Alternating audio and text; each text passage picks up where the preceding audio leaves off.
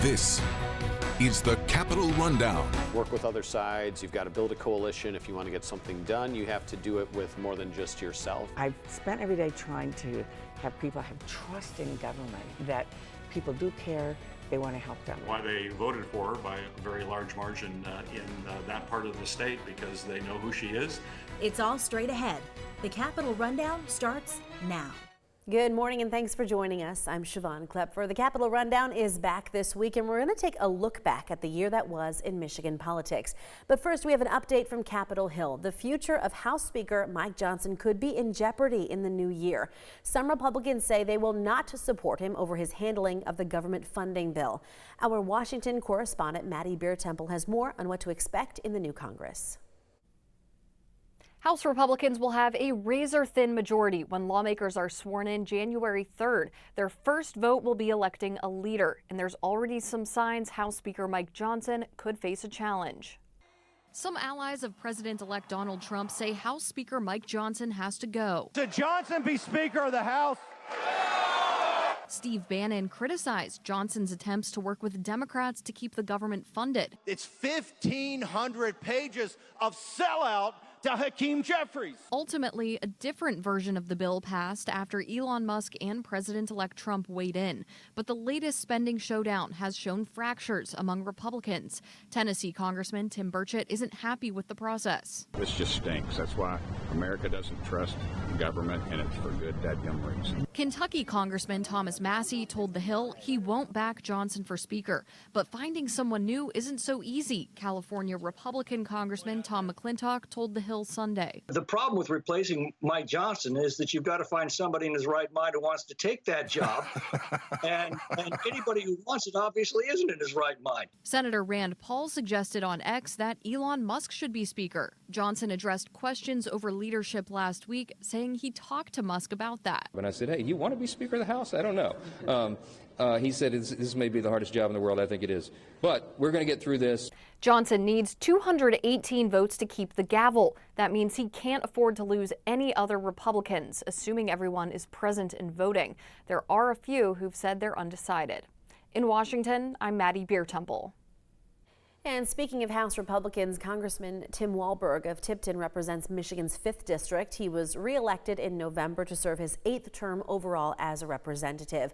Now, in November's election, Michigan voters helped send Mr. Trump back to the White House, but they're also sending Elissa Slotkin, a Democrat, to the Senate. Congressman Walberg talked to the Rundown about this year's election and what he thinks it says about voters here in the Great Lakes state. It still says it's a purple state. That the people will look broadly at what can influence their life better. The Elissa Slotkin, Mike Rogers campaign was a bit of an anomaly. I think the type of money that Elissa Slotkin had right from the get-go enabled her to be more of a household name and word, and able to posture in such a way that the majority of people, though it be slim, felt more comfortable with her than a guy who they knew in the past, some of them, but not statewide as well. So I think there are those type of factors. With Donald Trump, I think Michigan looked at it from the union workers in my district over on Lake Erie and in Jackson County to the agriculture workers in the west part of my district and central, looked at him as the only answer. They remember what his policies were his first term. They know that they were better off in every area that they could imagine than they have been under Joe Biden and Kamala Harris. For the most part, I'm glad what took place in Michigan. We picked up another seat back from the Democrats in the House of Representatives. We almost had another one, but I think it gives us some sense of where Michigan wants to go. And I would hope it would say to our governor, oops, I'm not sure I'm on the same track where Michigan is right now. Congressman Walberg was challenged in November by Democratic candidate Libby Urban, and he defeated her with 66% of the vote. I think it's the fact that my district is strong conservative. It's not the districts I had, the 2 districts prior to this one, that were swing districts, R+1 as we give them the nomenclature, just barely Republican. And when you have the suburbs or the the homes of professors at University of Michigan and Michigan State and state government bureaucrats in your district, it's a little tougher. And border districts are always more unique than the rest of the districts in the state because we contend with other states and their economies, their policies, their taxes, their regulations. And so having represented border counties my entire elective life, I think it's a little easier for me to identify with their needs of how you counteract the forces of Indiana and Ohio, for instance, coming in. Coming up next, we'll continue our look back at the year in a conversation with longtime Senator Debbie Stabenow. The Capitol Rundown will be right back.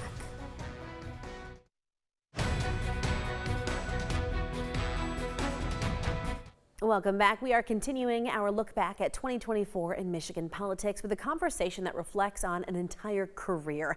Democratic Senator Debbie Stabenow is retiring after more than 50 years in government, with more than 20 of those years in the Senate. The Rundown's Sherry Jones spoke with Senator Stabenow about her time representing Michigan, and Sherry started by asking the senator what stands out to her the most about her career. I've lived in Michigan my whole life, and I think for me, I've always seen everything through the lens of Michigan. So when I started looking at, okay, what am I going to be fighting for? What am I going to be doing? It's got to be the Great Lakes. Yeah. It's got to be the auto industry. It's got to be agriculture, which is 1 out of 4 jobs in Michigan. And then my own personal passion around healthcare and mental health. But all those things run through the lens of Michigan. And also, for me, I've spent every day trying to have people have trust in government, that people do care, they want to help them. And we were looking at all the numbers of the number of constituent cases we've had of people helping somebody with their veterans benefits or Social Security, or maybe it's their passport or whatever it is, some government regulation. We've helped 3.5 million people. Oh my goodness. goodness. So you touch that in terms of just individual casework. From the county commissioner to a state representative, Right. all the way up to the first female Right. senator from Michigan. Right. It's an incredible journey. It was. And all the way along the way, I sort of did the improbable in terms of beating incumbents. Whether it was when I ran for state rep, I beat a Democratic incumbent, which I was told later that, like, you're not supposed to do that. And then when I won for U.S. Senate, I didn't realize till afterwards that there'd never been a woman in our country who beat an incumbent United States senator. Really? That was in 2000. And so I just kind of would look at the issues and say, you know, I could do more on that issue I care about over here. I could do more over here. And it was really the issues that really drove me to get to a point where United States Senate, 6-year term, you have time, which is what really drew me to that. Representing the entire state that I love. What an honor. What an honor. Yeah.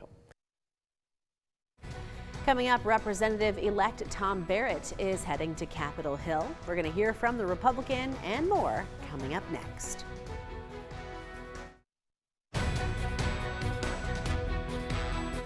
Welcome back.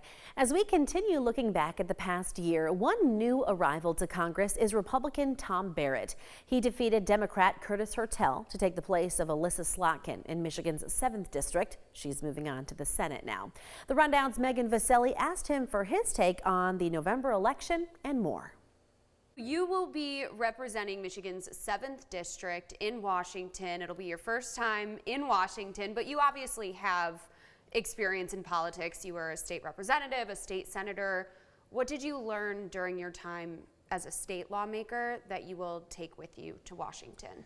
Yeah, I learned quite a bit. Obviously, I mean, the legislative process is different between the state and the federal level, but it's also something that is the same no matter what, whereas you got to collaborate with people, you've got to work with other sides, you've got to build a coalition. If you want to get something done, you have to do it with more than just yourself, and that's certainly a valuable lesson I learned when I was in the state legislature and looking to take that same experience to Washington and try and put together, you know, a good coalition of people to work on the issues that I care about, that I want to bring back to deliver opportunities and results for my district, certainly, and really accomplish the goals that we set out throughout my campaign and with others to try and put the country back on the right track. Now, thinking about the election, Michiganders voted to put Trump in office and Elissa Slotkin. So we have Republican, Democrat. What do you think that says about are priorities here in the state of Michigan? Yeah, well, I think, you could draw a lot of conclusions, and maybe, not the least of which is just the differential in money that was spent on some of these races has certainly an outsized impact on it for sure. But, ultimately voters make their own determination about who they're going to vote for and how. I'm willing to work with Senator-elect Slotkin, had a meeting with her because I'll be, taking the seat that she's vacating in the U.S. House as she moves to the U.S. Senate. So we've already met together to, transition some of those responsibilities from her congressional office over to, what my staff will be receiving as well. So we're, already working in that space together. Look, there are going to be differences between, her and I on different policy matters. There's going to be differences between the House and the Senate on how we go about and approach certain procedural things as well. But that's all part of this process that is, a healthy debate that takes place in the policymaking pursuit of trying to do our best for our constituents. When we come back, we will get Senator Gary Peters' take on the year that was in Michigan politics. Keep it right here.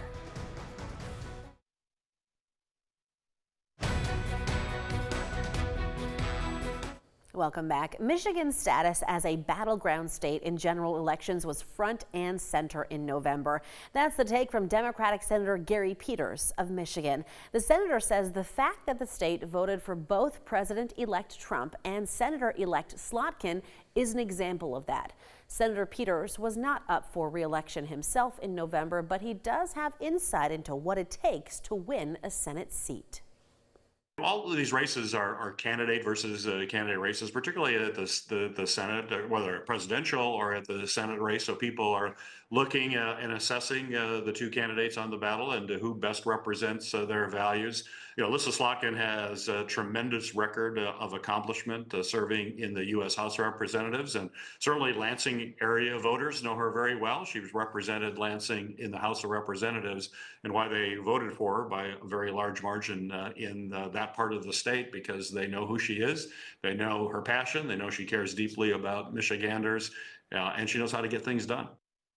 When asked what he's done over the last year that he thinks helped Michiganders, Senator Peters pointed to his work as the chairman of the Senate Homeland Security and Governmental Affairs Committee, and he also serves on the Commerce, Science, and Transportation Committee, where he says work directly impacting our state's economy gets done.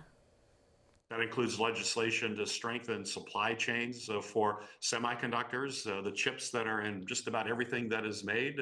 And many of those chips are in our cars. And we found out what happens because of a supply chain that was broken, that if our automobiles couldn't get chips from Asia, they couldn't sell those cars to Americans. So we have to bring that production to the United States, make it in America. That's always been my focus, and legislation that I've authored and passed is doing that.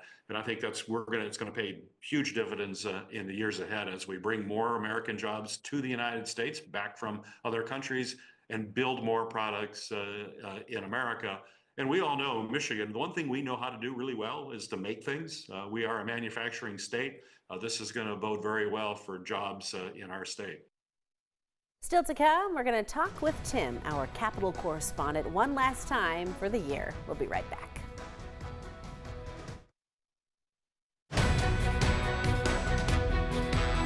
Welcome back. It is our last Capitol rundown of 2024, but we won't end without hearing from our Capitol correspondent, Tim Skubic. Megan and Tim talked about the state legislature's rocky December and what's next. Tim, the state legislature is in its lame duck period. As we've reported, there's been a lot of infighting and grandstanding. How does this look to the public right now? UGLY. I'm sorry, 'tis the season. Look at the Democrats came into lame duck right after the election, having lost control of the Michigan House. So that was kind of a downer to begin with, but they were still facing the opportunity to do a lot of what they called good work on behalf of the people. And so there was a degree of optimism, despite them losing control, that they would get stuff done. Well, as it turned out, they got some stuff done, but then the whole thing sort of just discombobulated. They didn't have the votes to do it. the Democrats only had 56 votes, and that's how many votes you need to pass stuff. And some of the members were recalcitrant, and they went to the Speaker and said, you know what, if you want to get my vote, which you need, by the way, Mr. Speaker, here's what I want in return. And Santa Claus said, no, we're not going to do it. And to make matters even worse, if you will, depending on your perspective, the Republicans said, we want something, and here's what we're going to do. We're not going to show up. We're not going to go to our seats. We're not going to vote. And for 3 solid days, they did just that. They stayed on the outside looking in while the Democrats tried to put Humpty Dumpty back together again, and they couldn't. And so the end of the story is lame duck. It was not only lame, it had 2 broken legs, and its quacker wasn't working. It's a good way to put it. Now, what's coming up next in the Capitol? What do you expect them to get started on right away in January? Well, there'll be a lot of stuff. First of all, they're going to try to take care of the tip wages for people who are afraid they're going to lose their tip wages. So that's going to be number one for the Republicans. The Republicans will be in control. They have extra votes so that they can control the Michigan House. The Senate will still be Democratic. The governor's office will still be Democratic. And so the code word for the new year is let's cooperate, because if they don't, we're going to have a stalemate. And nobody wants that, because that look of lame duck was bad enough. Starting a new year, not doing anything is even a worse look. So there is there's a whole new ball game in our town. It'll be interesting to see how the 2 sides figure out how to work with one another. And at the end of the day, they'll either do something or they won't. If you're interested in getting more political news from Michigan and Washington, we've got just the thing. You can sign up for our Capitol Rundown newsletter. It's just 1 email each week, and you can get it by pointing your cell phone camera at the screen right now. This will take you to the sign up page, or you can head to WLNS.com/newsletter. And that's our show for this week. Thank you so much for watching the Capitol Rundown. We will see you all again right here next week in the new year.